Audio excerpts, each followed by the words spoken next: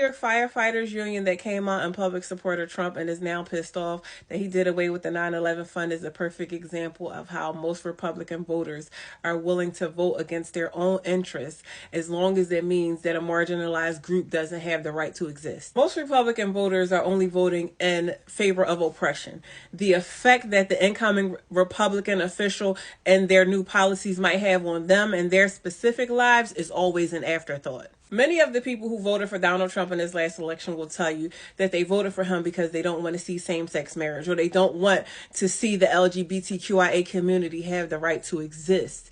They don't want a woman to have the right to choose, and they voted for him because they believe that he will keep the abortion ban. They didn't really take the time to consider how our incoming president and his new policies would affect them and their lives.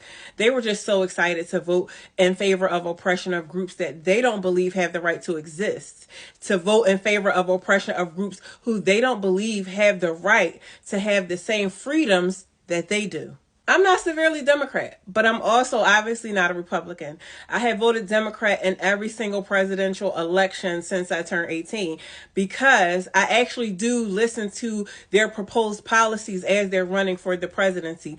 Republicans always have their own agenda. It's never about the people with Republican presidents. Republican politicians tend to have this mentality like the people work for them and like they control the people. But we decide whether or not they actually have a fucking job, and we pay them with our tax dollars. But in their minds, they control us. They know what is best for us, and that is it. That is all. We should not have a say-so. Each and every Republican president throughout my lifetime has had their own personal agenda and has not been the people's president. Ronald Reagan, he's like the father of mass incarceration. G.W. Bush. G.W. had a personal vendetta against Saddam Hussein because he said that he tried to kill his father. He's the reason why our troops are still in the Middle East. G.W.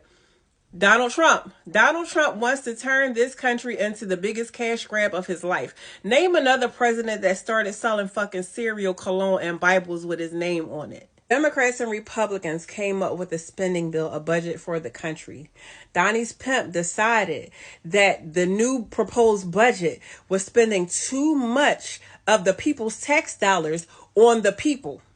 So he squashed that spending bill. He squashed the budget with one tweet on X. He decided that we didn't need to spend any money on childhood cancer research. He decided that the people of this country, we should not be using our tax dollars to save or try to cure our children of this country of cancer. We don't need to spend our tax dollars making sure that the 9/11 first responders get the care for the mental, physical, and emotional trauma that they still continue to suffer with post 9/11. We don't need to pay for that. He also wants to increase the debt ceiling. He wants to increase the amount of money that our country is capable of borrowing from other countries. He wants to put us further in debt. And a lot of you believed that he would be putting more money in our pockets, but he plans to put us further in debt. I have not heard one single solitary proposed policy that is actually for the people of this country. I have not heard one single solitary proposed policy that stands to put more money in our pockets or to put us financially in a better position, either as a country or as individuals.